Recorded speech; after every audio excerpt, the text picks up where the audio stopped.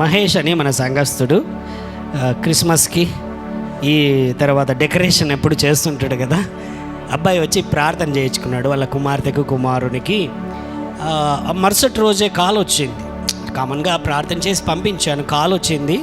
నేను సమయానికి ఎత్తలేకపోయాను, మరి సాయంత్రం చేశాను. ఏంటి అంటే ఆ అబ్బాయి బైక్లో వెళ్తున్న సమయంలో మడకశిర ప్రాంతంలో ఉంటాడు. అబ్బాయి పంచుకోవాలి, లేదన్నా నేను రాలేను కదా, అక్కడ ఉంటాను, మీరు పంచుకోవాలి, నేను లైవ్లో చూడాలి అని చెప్పాడు అనమాట. అందుకనే నేను చెప్తాను.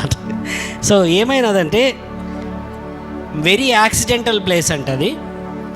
అక్కడ యాక్సిడెంట్ కంపల్సరీగా జరిగిందంటే స్పాట్ డెత్ అయినటువంటి చాలా కేసెస్ ఉన్నాయి. అయితే దేవుడి మహాకృప ఏంటనంటే అటువైపు నుంచి వస్తున్నటువంటి కారు చాలా స్పీడ్గా వస్తున్నది. ఈ అబ్బాయి వెళ్తున్నాడు, జస్ట్ ఇంత నుంచి ఇంత దూరంలో నిలబడిందండి అంటే కారు, అంతే.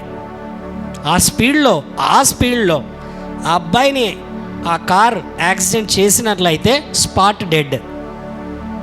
అబ్బాయి చెబుతున్న తీరు వింటుంటే నాకు ఒళ్ళు జలజరిస్తోందనమాట. అన్నా బ్రతికి ఉన్నానంటే దేవుని కృప తప్ప ఇక ఏది లేదనా, అయిపోయిందని ఈరోజు అయిపోయిందనా, నా లైఫ్ అయిపోయింది అనుకున్నాడంట. అంటే కొన్నిసార్లు మనం చూస్తాం కదండి దూరం ఎక్కడన్నా అక్కడ అటువంటి సిచ్యువేషను. అయితే దేవుడి మహాకృప ఆ బిడ్డను దేవుడు ప్రాణాలతో నిలిపాడు. సాక్ష్యము ఖచ్చితంగా నేను పంచుకోవాలి, మీరు పంచుకోవాలి అని చెప్పి నాకు, నువ్వు రా మహేష్, నేను నిలబెట్టి పంచుకుంటానంటే నేను రాలేను కదనా. అంటే అక్కడ వర్క్ చేస్తుంటాడు మన సంఘస్థుడు. అనేక చోట్ల ఉన్నారు, తాడిపత్రిలో ఉన్నారు, హైదరాబాద్లో ఉన్నారు, బెంగళూరులో ఉన్నారు, పులివెందల్లో ఉన్నారు. అనేకమైన చోట్ల నుంచి సాక్ష్యాలు కొన్ని వస్తూ ఉంటాయి, పంచుకుంటుంటాం.